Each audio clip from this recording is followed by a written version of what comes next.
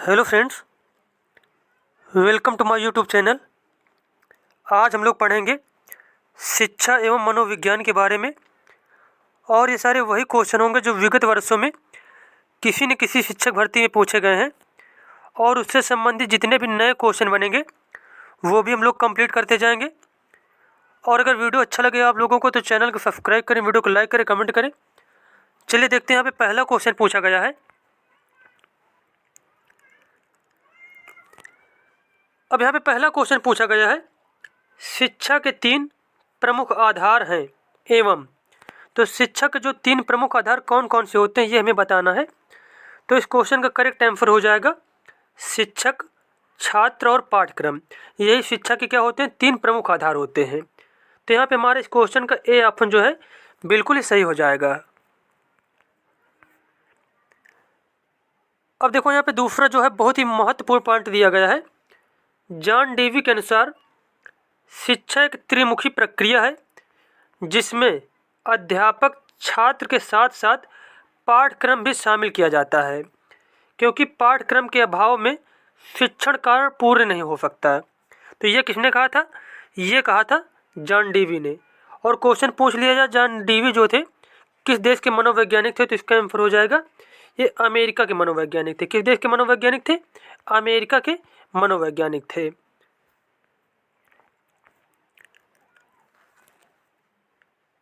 उसके बाद यहाँ पे दूसरा क्वेश्चन पूछा गया है, शिक्षा मनोविज्ञान का अध्ययन अध्यापक को इसलिए करना चाहिए ताकि। शिक्षा मनोविज्ञान का अध्ययन जो है अध्यापक को किस लिए करना चाहिए? तो इस क्वेश्चन का करेक्ट आंसर हो जाएगा इसकी सहायता से अपने शिक्षण को अधिक प्रभावशाली बना सके। जो शिक्षक होता है बच्चों को और अच्छी तरह किस पढ़ा सके, इस वजह से जो है शिक्षक को शिक्षा मनोविज्ञान का अध्ययन करना चाहिए। अब देखो यहाँ पे कुछ पॉइंट और भी दिए गए हैं कि शिक्षक को जो है शिक्षा मनोविज्ञान का अध्ययन क्यों करना चाहिए। तो इसमें से देखो पॉइंट दिया गया है जैसे कि इसकी सहायता से अपने शिक्षण को अधिक प्रभावशाली बना सके। शिक्षा मनोविज्ञान अध्यापक को सम्यक दृष्टिकोण प्रदान करता है। शिक्षा मनोविज्ञान अध्यापक को छात्रों के प्रति प्रेम, सहानुभूति तथा समदर्शी व्यवहार को अपनाने में सहायता करता है। तो ये सारे पॉइंट दिए गए हैं एक शिक्षक को जो है शिक्षा मनोविज्ञान इन वजहों से पढ़ना चाहिए। उसके बाद क्वेश्चन पूछा गया है, व्यवहारवाद का जनक किसे कहा जाता है? व्यवहारवाद का जनक कहा जाता है जेबी वाटसन को। किसको कहा जाता है? जेबी वाटसन को कहा जाता है। अब देखो यहाँ पे बताया गया है, व्यवहारवाद की स्थापना वाटसन द्वारा 1913 में की गई थी। वाटसन का मानना था कि मनोविज्ञान एक वस्तुनिष्ठ तथा प्रयोगात्मक मनोविज्ञान है, अतः इसकी विषय वस्तु सिर्फ व्यवहार हो, चेतना नहीं, क्योंकि सिर्फ व्यवहार का ही अध्ययन वस्तुनिष्ठ एवं प्रयोगात्मक ढंग से हो सकता है।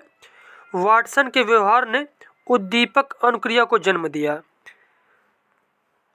उद्दीपक अनुक्रिया को जन्म दिया किसने? वाटसन के व्यवहारवाद ने। तो ये भी पॉइंट आपको याद रखना है। उसके बाद यहाँ पे चौथा क्वेश्चन पूछा गया है, मनोविज्ञान का आधुनिक अर्थ क्या है? मनोविज्ञान का आधुनिक अर्थ क्या होगा? तो इस क्वेश्चन का आंसर हो जाएगा वर्ताव का अध्ययन। वर्ताव से तात्पर्य यह है कि व्यवहार का अध्ययन। मनोविज्ञान का जो आधुनिक अर्थ क्या है वह है व्यवहार का अध्ययन या फिर वर्ताव का अध्ययन। अब यहाँ पे पांचवा क्वेश्चन पूछा गया है, वर्तमान समय में मनोविज्ञान को किसका विज्ञान कहा जाता है? तो इसका क्वेश्चन का आंसर हो जाएगा कि वर्तमान समय में मनोविज्ञान को व्यवहार का मनोविज्ञान कहा जाता है। क्या कहा जाता है? व्यवहार का मनोविज्ञान कहा जाता है। उसके बाद नेक्स्ट क्वेश्चन यहाँ पे पूछा गया है, इधर दिया गया है मनोविज्ञान का मतवाद, इधर दिया गया है समर्थकों का नाम। अब देखो यहाँ पे जैसे कि आचरणवाद की खोज किसने की, आचरणवाद की शुरुआत किसने की? तो इस क्वेश्चन का आंसर हो जाएगा स्किनर ने किया था। उसके बाद मनोविश्लेषणवाद या फिर मनोविश्लेषण का जो मत दिया वो दिया था सिगमंड फ्रायड ने। अगला है यहाँ पे समग्रिकतावाद। समग्रिकतावाद की जो है नींव डाली थी वर्दीमर ने। किसने? वर्दीमर ने। और रचनात्मकवाद के बारे में बताया था वाइगोत्स्की ने। किसने? वाइगोत्स्की ने बताया था। तो इस क्वेश्चन का आंसर जो है बी ऑप्शन बिल्कुल ही करेक्ट हो जाएगा। इसमें से बी ऑप्शन जो है बिल्कुल ही सही हो जाएगा।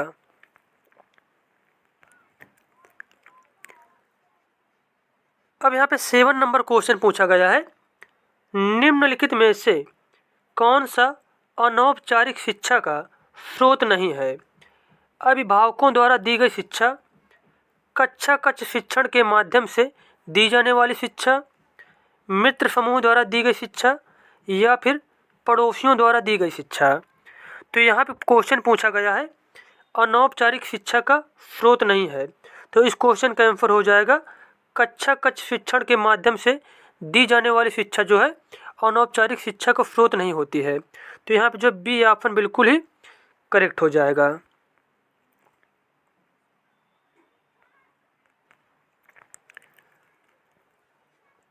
अब देखो यहाँ पे जान लेते हैं हम लोग अनौपचारिक शिक्षा के बारे में। जैसे कि अनौपचारिक शिक्षा में किसी चीज़ की निश्चितता नहीं होती है, इसलिए इसे अनियमित, आकस्मिक और अनियोजित शिक्षा भी कहा जाता है। अब क्वेश्चन पूछ लिया जाए आपसे आकस्मिक शिक्षा किसको कहा जाता है, तो आंसर हो जाएगा अनौपचारिक शिक्षा को। या फिर पूछ लिया जाए अनियोजित शिक्षा किसका नाम है, तो आंसर हो जाएगा अनौपचारिक शिक्षा को। अब यहाँ पे अनौपचारिक शिक्षा की विशेषताएं क्या होती हैं वो हम लोग देख लेते हैं। देखो यहाँ पे जैसे दिया गया है, इसकी विशेषता पहला पॉइंट है, यह शिक्षा अनियमित, अव्यवस्थित, अनिश्चित एवं आकस्मिक होती है। दूसरा पॉइंट है, इसे व्यक्ति, परिवार, समुदाय, पड़ोस, समाज आदि से प्राप्त किया जा सकता है। उसके बाद यह सरल स्वाभाविक जीवन से संबंधित होती है। इसके उद्देश्य पूर्व निर्धारित नहीं होते। इसमें किसी प्रकार की परीक्षा या मूल्यांकन की आवश्यकता नहीं होती। और अगला पॉइंट है, यह शिक्षा आजीवन चलती रहती है। कैसे चलती रहती है? आजीवन चलती रहती है। अब देखो यहाँ पे दिए गए हैं अनौपचारिक शिक्षा के साधन, जैसे कि परिवार हो गया, समुदाय हो गया, मित्र हो गए, मंडली हो गई, धर्म, समाज, खेल का मैदान। ये सारी चीज़ें जो हैं ये किसके साधन हैं? ये सारी चीज़ें हैं अनौपचारिक शिक्षा के साधन। किसके? अनौपचारिक शिक्षा के साधन हैं। नेक्स्ट क्वेश्चन यहाँ पे पूछा गया है, एक स्वस्थ शरीर में स्वस्थ मन का बसना किसने परिभाषित किया है? तो यह परिभाषा दी गई थी अरस्तु के द्वारा। किसके द्वारा? अरस्तु ने कहा था एक जो है स्वस्थ शरीर में स्वस्थ मस्तिष्क का निर्माण होता है। तो यहाँ पे डी ऑप्शन हमारा बिल्कुल ही सही हो जाएगा। अब देखो अरस्तु ने क्या बताया था। अरस्तु के अनुसार शिक्षा स्वस्थ शरीर में स्वस्थ मन का निर्माण करती है।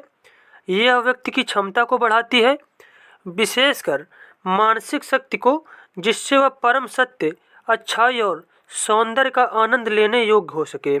यह किसने कहा था? अरस्तु ने कहा था। उसके बाद अगला क्वेश्चन यहाँ पे दिया गया है, अस्तित्ववाद के अनुसार शिक्षा का प्राथमिक उद्देश्य है। अस्तित्ववाद के अनुसार शिक्षा का प्राथमिक उद्देश्य क्या होता है? तो इसका करेक्ट आंसर हो जाएगा एक व्यक्ति को तैयार करना जो स्वयं निर्णय लेता है। ऐसे व्यक्ति को तैयार करना जो स्वयं निर्णय ले सके। तो अस्तित्ववाद शिक्षा का क्या होता है? जो है मेन लक्ष्य होता है कि एक ऐसे व्यक्ति को तैयार करना जो स्वयं निर्णय ले सके। तो यहाँ पे हमारा बी ऑप्शन जो है बिल्कुल ही सही हो जाएगा।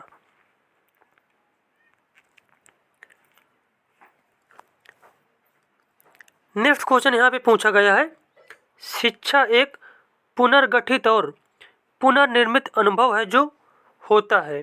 शिक्षा कैसा होता है? शिक्षा निरंतर होता है। शिक्षा कैसी होती है? शिक्षा निरंतर होती है। जन्म से मृत्यु तक लोग क्या है? कुछ ना कुछ सीखते रहते हैं। तो यहाँ पे डी ऑप्शन हमारा बिल्कुल ही सही हो जाएगा।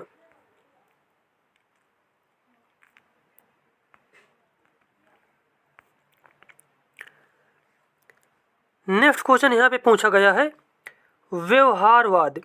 व्यवहारवाद निम्न में से किस व्यवहार के अध्यापन का बल देता है, या फिर किस अध्यापन पर बल देता है जो व्यवहारवाद होता है। तो इस क्वेश्चन का आंसर हो जाएगा कि जो व्यवहारवाद होता है यह केवल बाह्य व्यवहार पर बल देता है। किस पर? बाह्य व्यवहार के अध्ययन पर केवल यह बल देता है।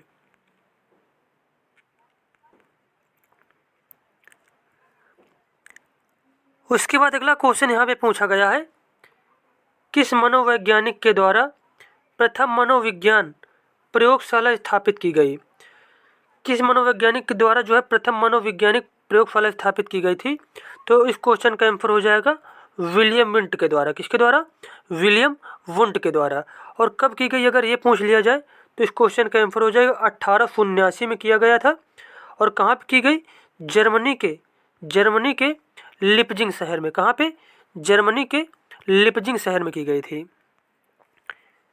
जर्मनी के लिपजिंग शहर में की गई थी। तो ये भी पॉइंट आपको याद रखना है।